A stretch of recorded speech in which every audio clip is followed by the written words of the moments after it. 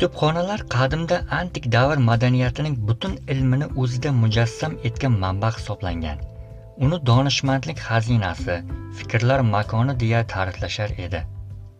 Qadimda kutubxonalar ko'p bo'lgan, biroq ularning ko'pchiligi dushmanlar tomonidan yo'q qilingan. Ba'zilari esa shunchalik mohirlik bilan berkitib qo'yilganki, hali hanuz topib bo'lmaydi.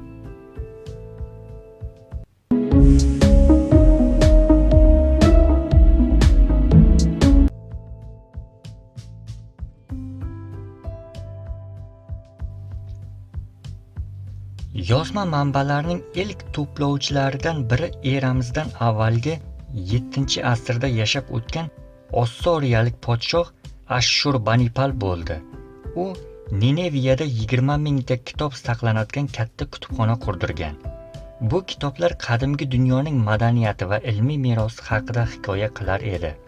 O'sha davr kitoblari maxsus loydan tayyorlanar edi. Bunday kitoblar olovda yonmas, suvda ham bardoshli edi. Ushbu kitoblarga hatto sichqon va kalamushlar ham xavf sololmas edi. Ammo kitoblarning boshqa xavfliroq dushmanlari bor ekan. Bu esa jaholat namoyandalari va ma'rifatning dushmanlari bo'lgan odamlar. Eramizdan avvalgi 612-yilda Nineviya Vavilonliklar tomonidan bosib olinganda, birinchi navbatda podshohni bir yoqlik qilishib, so'ngra kitoblarni sindirib yo'q qilishga kirishdilar.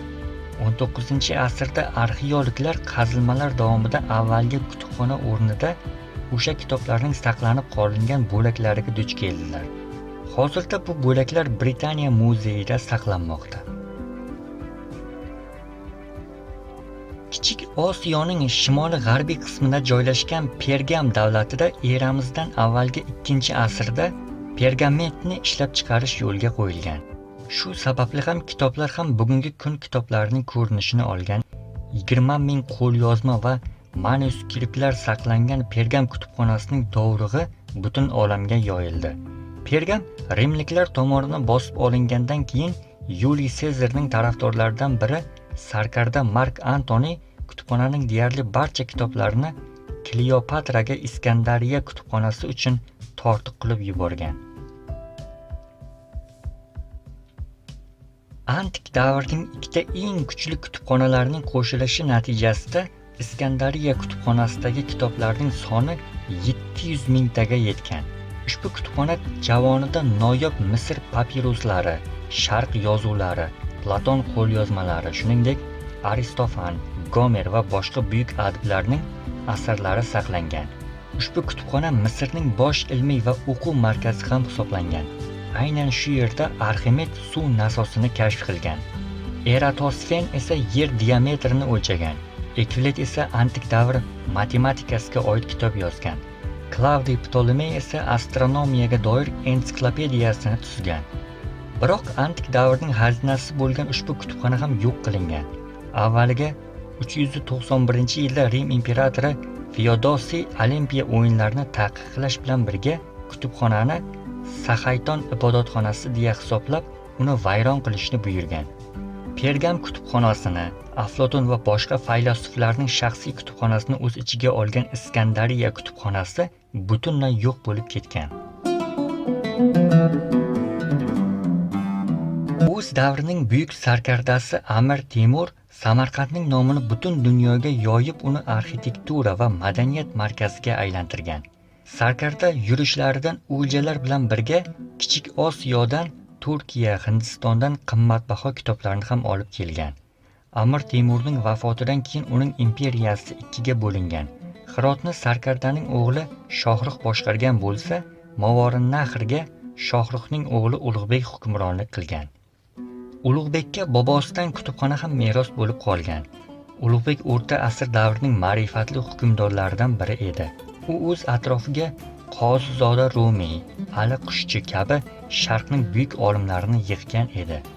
Katta davlatning hukmdori bo'lishiga qaramasdan Ulug'bek umrining asosiy vaqtini ilmiy ishlarga bag'ishlar va ko'p vaqtini o'zi qurdirgan observatoriyada o'tkazar edi. Otasining o'limidan keyin Ulug'bek Temuriylar sulolasining yagona hukmdori bo'ldi. Uning ilm bilan shug'ullanishi ko'pchilikka yoqmas edi. Ulug'bekka qarshi fitna uyushtirilgan. Dushmanlar hatto uning o'g'lini ham o'z tomonlariga og'dirib olganlar.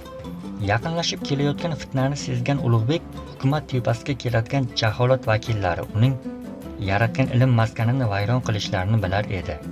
Observatoriya yo'q qilinish arafasida edi, ammo kutubxonani qanday bo'lmasin saqlab qolish kerak edi. Olim o'z fikrini shogirdi Ali Qushchiga bildirgan, u esa buning yo'li borligini aytgan. Ali Qushchi Kesh qishlog'idan bo'lgani, shu qishloq yaqinida tog'da ko'plab g'orlar borligini va o'sha yerda kitoblarni yaxshilab berkitib qo'yish mumkinligini ham qo'shib o'tgan. Ulug'bek esa shunday qilgan ham. Bir necha 100 tomdan iborat kitoblarni sandiqlarga joylanib, yashirin ravishda olib ketilgan. Buning orasida 1449-yilda Samarqandda fojiali voqealar sodir bo'lgan. Ulug'bek esa xiyonatkorona o'ldirilgan. Uning observatoriyasi vayron qilingan. Ustozining o'limidan keyin Ali Qushchi ham Turkiyaga o'tib ketgan. Aytishlaricha, u o'zi bilan birga kitoblarning ozgina qismini olib ketgan. Qolgani esa maxfiy berkitilgan joyda qolib ketgan.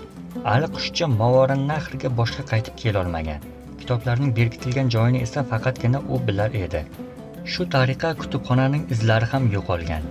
Uning joylashgan joyi hozirda ham sharqning yechimi topilmagan jumbog'i bo'lib qolmoqda.